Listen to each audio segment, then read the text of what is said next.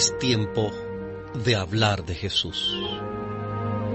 La lectura sin comentarios del libro El deseado de todas las gentes. Capítulo 8. La visita de Pascua. Omar Medina les acompaña en Hablemos de Jesús.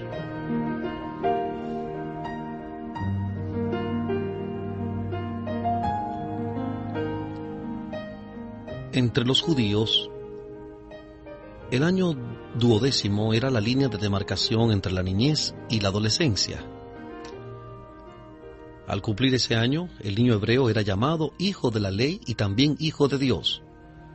Se le daban oportunidades especiales para instruirse en la religión y se esperaba que participase en sus fiestas y ritos sagrados.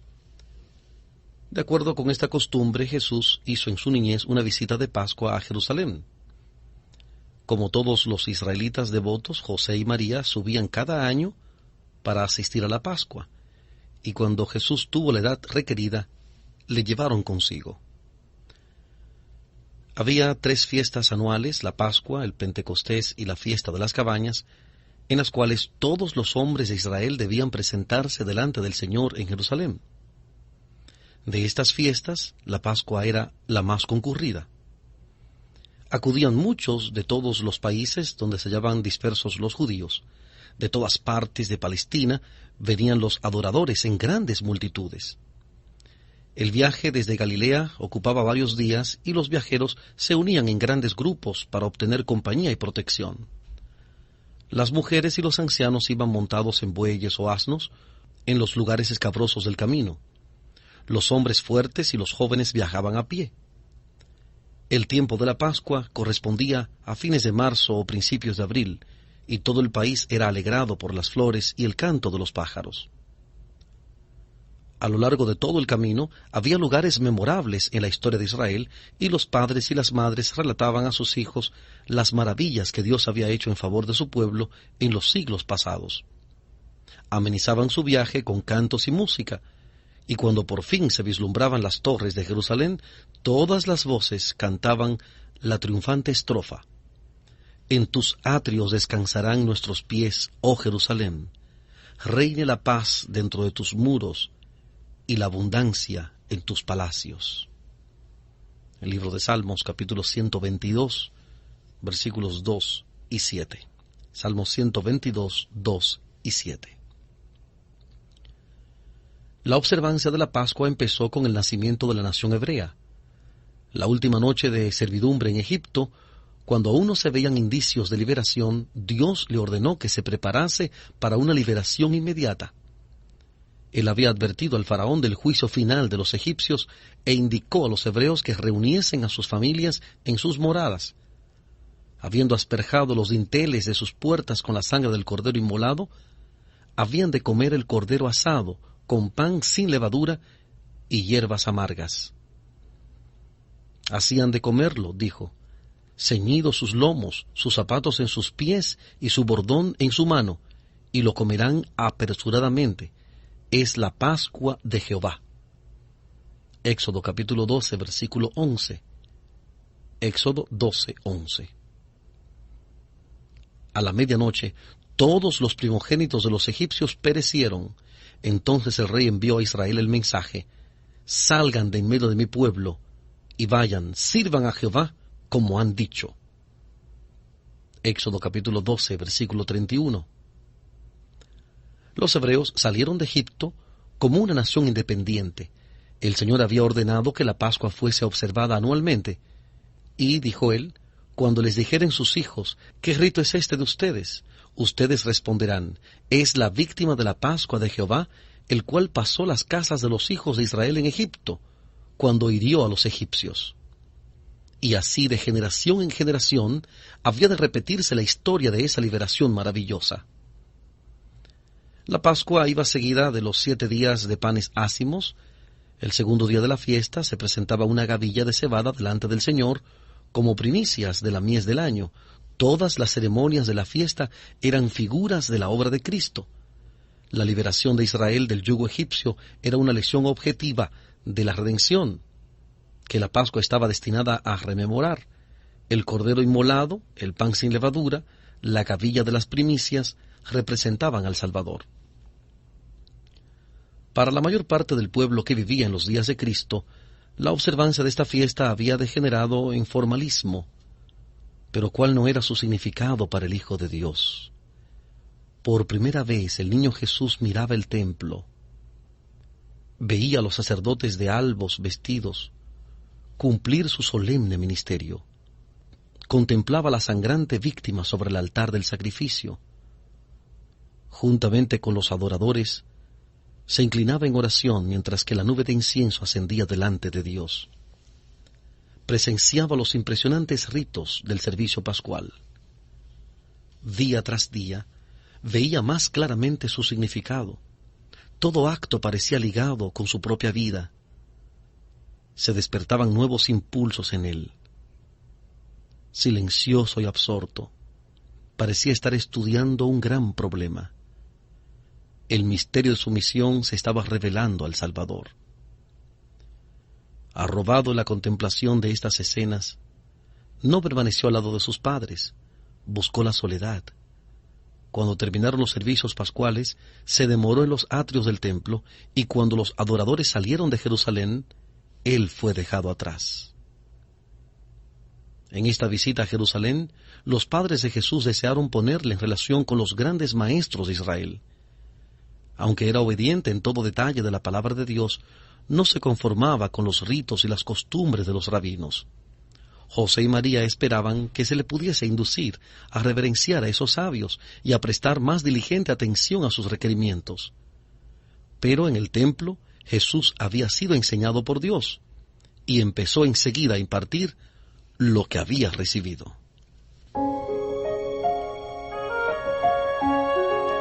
Estamos presentando la lectura sin comentarios del capítulo 8 del libro El deseado de todas las gentes.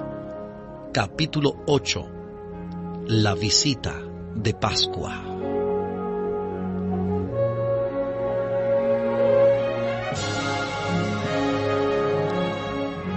En aquel tiempo, una dependencia del templo servía de local para una escuela sagrada, semejante a las escuelas de los profetas. Allí rabinos eminentes se reunían con sus alumnos, y allí se dirigió el niño Jesús. Sentándose a los pies de aquellos hombres graves y sabios, escuchaba sus enseñanzas. Como quien busca sabiduría, interrogaba a esos maestros acerca de las profecías y de los acontecimientos que entonces ocurrían y señalaban el advenimiento del Mesías. Jesús se presentó como quien tiene sed del conocimiento de Dios. Sus preguntas sugerían verdades profundas que habían quedado oscurecidas desde hacía mucho tiempo y que, sin embargo, eran vitales para la salvación de las almas. Al paso que cada pregunta revelaba cuán estrecha y superficial era la sabiduría de los sabios, les presentaba una lección divina y hacía ver la verdad desde un nuevo punto de vista. Los rabinos hablaban de la admirable exaltación que la venida del Mesías proporcionaría a la nación judía, pero Jesús presentó la profecía de Isaías y les preguntó qué significaban aquellos textos que señalaban los sufrimientos y la muerte del Cordero de Dios. Los doctores le dirigieron preguntas y quedaron asombrados al oír sus respuestas. Con la humildad de un niño repitió las palabras de la Escritura, dándoles una profundidad de significado que los sabios no habían concebido. De haber seguido los trazos de la verdad que él señalaba, habrían realizado una reforma en la religión de su tiempo. Se habría despertado un profundo interés en las cosas espirituales, y al iniciar Jesús su ministerio, muchos habrían estado preparados para recibirle. Los rabinos sabían que Jesús no había recibido instrucción en sus escuelas, y sin embargo su comprensión de las profecías excedía en mucho a la suya.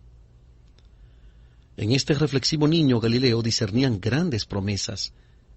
Desearon asegurárselo como alumno a fin de que llegase a ser un maestro de Israel. Querían encargarse de su educación, convencidos de que una mente tan original debía ser educada bajo su dirección. Las palabras de Jesús habían conmovido sus corazones, como nunca lo habían sido por palabras de labios humanos. Dios estaba tratando de dar luz a aquellos dirigentes de Israel y empleaba el único medio por el cual podían ser alcanzados. Su orgullo se habría negado a admitir que podían recibir instrucción de alguno. Si Jesús hubiese aparentado tratar de enseñarles, habrían desdeñado escucharle. Pero si lisonjeaban de que le estaban enseñando, o por lo menos examinando su conocimiento de las Escrituras. La modestia y gracia juvenil de Jesús desarmaba sus prejuicios. Inconscientemente se abrían sus mentes a la palabra de Dios y el Espíritu Santo hablaba a sus corazones. No podían sino ver que su expectativa concerniente al Mesías no estaba sostenida por la profecía. Pero no querían renunciar a las teorías que habían halagado su ambición. No querían admitir que no habían interpretado correctamente las Escrituras que pretendían enseñar. Se preguntaban unos a otros, ¿cómo tiene este joven conocimiento no habiendo nunca aprendido? La luz estaba resplandeciendo en las tinieblas, mas las tinieblas no la comprendieron, como dice Juan 1:5. Juan 1:5. Mientras tanto, José y María estaban en gran perplejidad y angustia. Al salir de Jerusalén habían perdido de vista a Jesús y no sabían que se había quedado atrás. El país estaba entonces densamente poblado y las caravanas de Galilea eran muy grandes. Había mucha confusión al salir de la ciudad.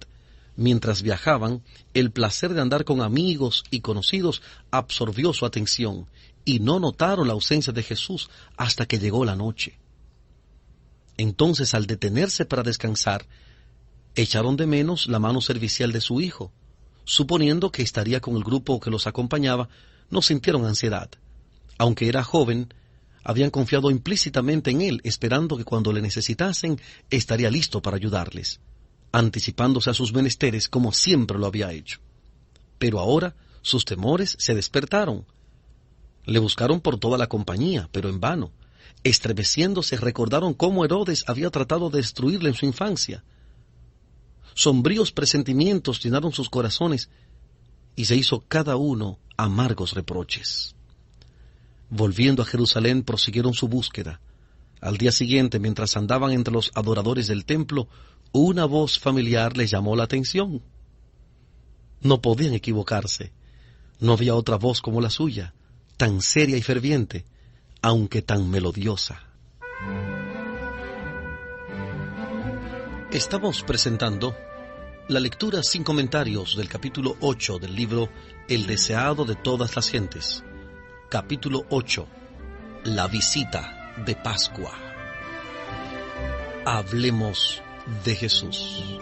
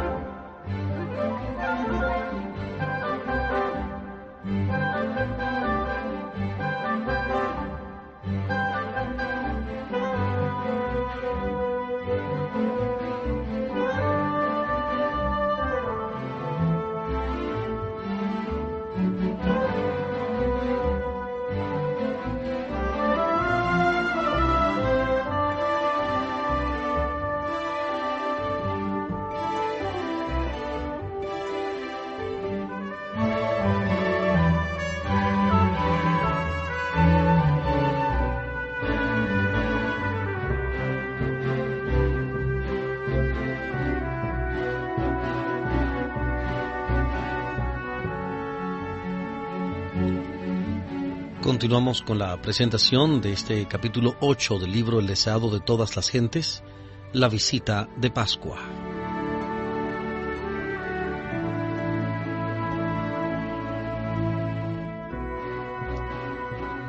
En la escuela de los rabinos encontraron a Jesús. Aunque llenos de regocijo, no podían olvidar su pesar y ansiedad. Cuando estuvo otra vez reunido con ellos, la madre le dijo, con palabras que implicaban un reproche: «Hijo, ¿por qué nos has hecho así? He aquí tu padre y yo te hemos buscado con dolor». «¿Por qué me buscaban?», contestó Jesús. «¿No sabían que en los negocios de mi padre me conviene estar?». Y como no parecían comprender sus palabras, él señaló hacia arriba. En su rostro había una luz que los admiraba. La divinidad fulguraba a través de la humanidad. Al hallarle en el templo, habían escuchado lo que sucedía entre él y los rabinos, y se habían asombrado de sus preguntas y respuestas. Sus palabras despertaron en ellos pensamientos que nunca habrían de olvidarse. Y la pregunta que les dirigiera encerraba una lección. ¿No sabían, les dijo, que en los negocios de mi padre me conviene estar? Jesús estaba empeñado en la obra que había venido a hacer en el mundo, pero José y María habían descuidado la suya. Dios les había conferido mucha honra al confiarles a su Hijo. Los santos ángeles habían dirigido los pasos de José a fin de conservar la vida de Jesús. Pero durante un día entero habían perdido de vista a aquel que no debían haber olvidado un momento. Y al quedar aliviada su ansiedad, no se habían censurado a sí mismos, sino que le habían echado la culpa a él. Era natural que los padres de Jesús le considerasen como su propio hijo. Él estaba diariamente con ellos, en muchos respectos su vida era igual a la de otros niños, y les era difícil comprender que era el Hijo de Dios. Corrían el peligro de no apreciar la bendición que se les concedía con la presencia del Redentor del mundo. A pesar de verse separados de él, y el suave reproche que sus palabras implicaban, estaban destinados a hacerles ver el carácter sagrado de su cometido. En la respuesta que dio a su madre, Jesús demostró por primera vez que comprendía su relación con Dios. Antes de su nacimiento, el ángel había dicho a María: «Este será grande y será llamado Hijo del Altísimo, y le dará el Señor Dios el trono de David su padre, y reinará en la casa de Jacob por siempre». Lucas capítulo 1, versículos 32 y 33. Lucas 1, 32 y 33. María había ponderado estas palabras en su corazón. Sin embargo, aunque creía que su hijo había de ser el Mesías de Israel, no comprendía su misión. En esta ocasión no entendió sus palabras, pero sabía que había negado que fuera hijo de José, y se había declarado hijo de Dios. Jesús no ignoraba su relación con sus padres terrenales. Desde Jerusalén volvió a casa con ellos y les ayudó en su vida de trabajo. Ocultó en su corazón el misterio de su misión, esperando sumiso el momento señalado en que debía emprender su labor. Durante 18 años después de haber aseverado ser hijo de Dios, reconoció el vínculo que le unía a la familia de Nazaret y cumplió los deberes de hijo, hermano, amigo y ciudadano. Al revelársele a Jesús su misión en el templo, rehuyó el contacto de la multitud. Deseaba volver tranquilamente de Jerusalén con aquellos que conocían el secreto de su vida. Mediante el servicio pascual, Dios estaba tratando de apartar a sus hijos de sus congojas mundanales y recordarles la obra admirable que Él realizara al librarlos de Egipto. Él deseaba que viesen en esta obra una promesa de la liberación del pecado. Así como la sangre del Cordero inmolado protegió los hogares de Israel, la sangre de Cristo había de salvar sus almas. Pero podían ser salvos por Cristo únicamente en la medida en que por la fe se apropiaran la vida de Él. No había virtud en el servicio simbólico, sino en la medida en que dirigía a los adoradores hacia Cristo como su Salvador personal. Dios deseaba que fuesen inducidos a estudiar y meditar con oración acerca de la misión de Cristo. Pero, con demasiada frecuencia, cuando las muchedumbres abandonaban a Jerusalén, la excitación del viaje y el trato social absorbían su atención y se olvidaban del servicio que habían presenciado. El Salvador no sentía atracción por esas compañías.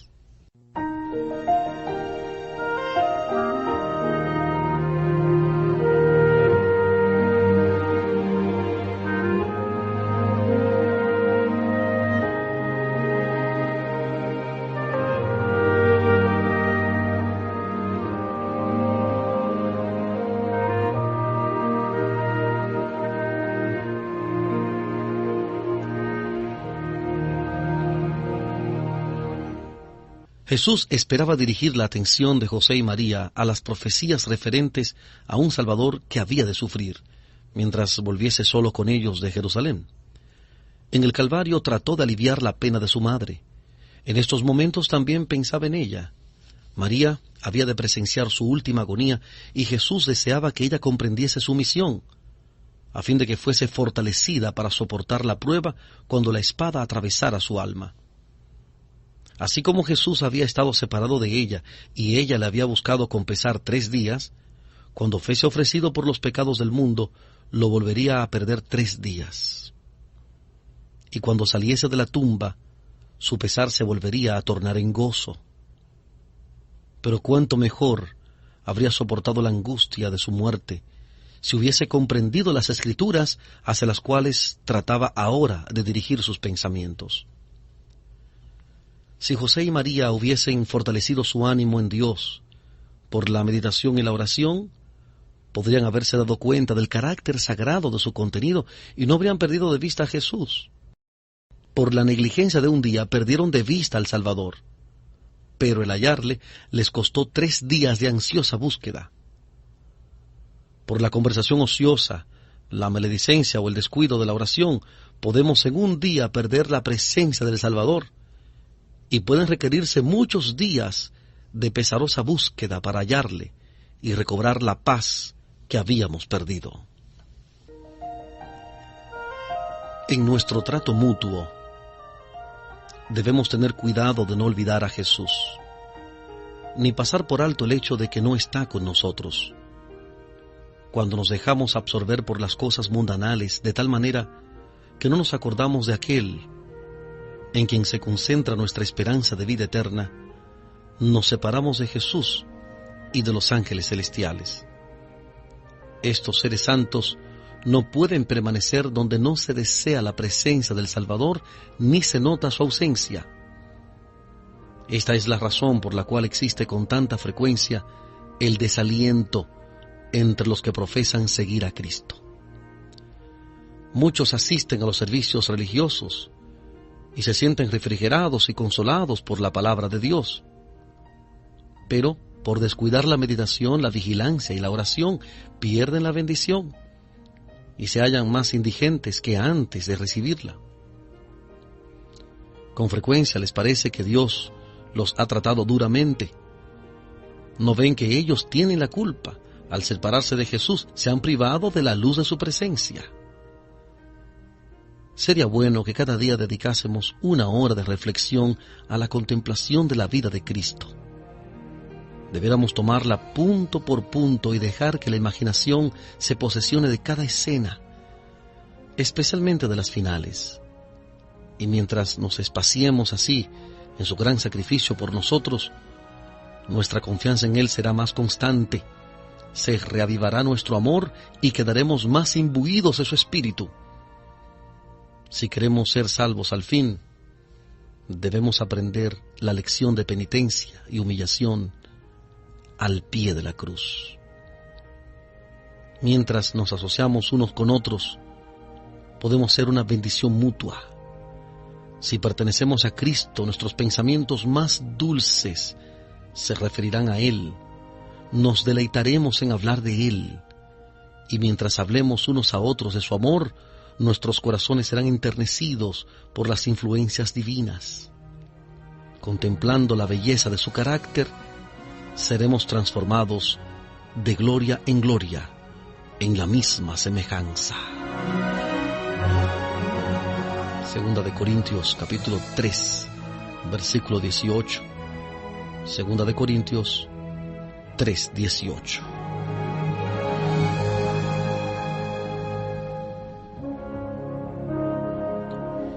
hemos presentado la lectura sin comentarios del capítulo 8 del libro El deseado de todas las gentes, capítulo 8, la visita de Pascua. Este capítulo está basado en el Evangelio según San Lucas, capítulo 2, versículos 41 al 51. Lucas 2, 41 al 51.